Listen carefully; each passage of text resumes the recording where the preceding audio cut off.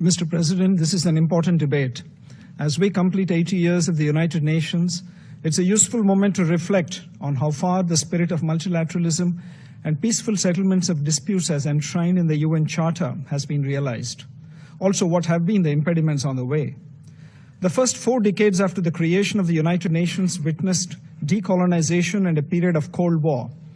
Conflicts were largely contained and managed. UN had a significant role in these efforts. In fact, in 1988, UN peacekeeping forces were awarded the Nobel Prize. The end of Cold War was followed by outbreak of a number of conflicts across continents. The nature of UN peacekeeping operations also started to change. In the recent decades, the nature of conflicts has transformed with the proliferation of non-state actors, often proposed and propped up as proxies by state actors, and cross-border funding, arms trafficking, training of terrorists, and spread of radical ideologies facilitated by modern digital and communication technologies. The future trajectory of UN peacekeeping operations is also under serious debate. At the same time, peace building has also acquired greater salience in discussions. Regional organizations, for instance, the African Union, have also engaged appropriately while dealing with disputes among their member states. On the question of peaceful settlement of disputes, Chapter 6 of the UN Charter begins by a recognition that it is the parties to a dispute who must first of all seek a solution by peaceful means of their own choice. National ownership and consent of parties are central to any efforts to achieve peaceful resolution of conflicts.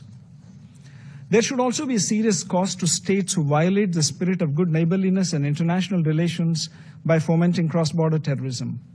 Recently, consequent to the gruesome terrorist attack in 𝐜𝐫𝐨𝐬𝐬, Jammu and Kashmir, on 22nd April 2025, that led to the killing of 26 innocent tourists, and based on the Council statement of 25th April, where members of the Security Council underlined the need to hold perpetrators, organizers, financiers, and sponsors of this reprehensible act of terrorism accountable and bring them to justice, India launched Operation Sindoor, targeting terrorist camps in Pakistan and Pakistan-occupied Jammu and Kashmir, which was focused, measured, and non-escalatory in nature. On achieving its primary objectives, a cessation of military activities was directly concluded at the request of Pakistan. Mr. President, there cannot be one standard approach to dispute resolution. The changing circumstances and context also need to be taken into account while considering any such efforts. India, as a responsible actor and a founding member of the United Nations, has always actively engaged constructively with partners, especially at the United Nations, in collectively working towards a more peaceful, prosperous, and a just and equitable world.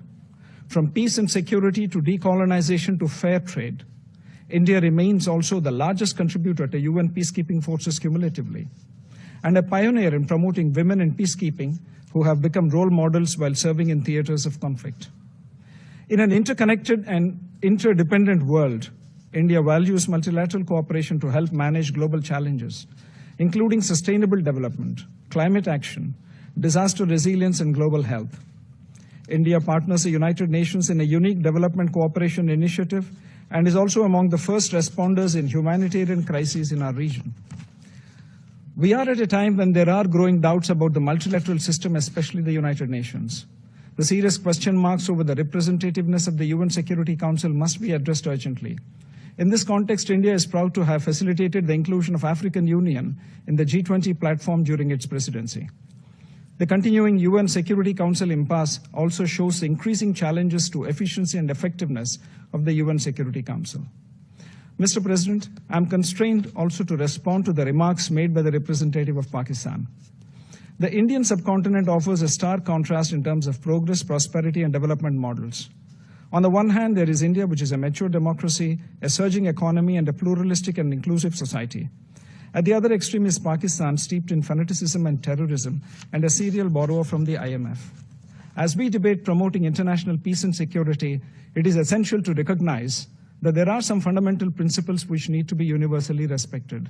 One of them is zero tolerance for terrorism. It ill behoves a member of the Council to offer homilies while indulging in practices that are unacceptable to the international community. Mr. President, in conclusion, India remains committed to working towards international peace and security through multilateralism and peaceful settlement of disputes. I thank you, Mr. President.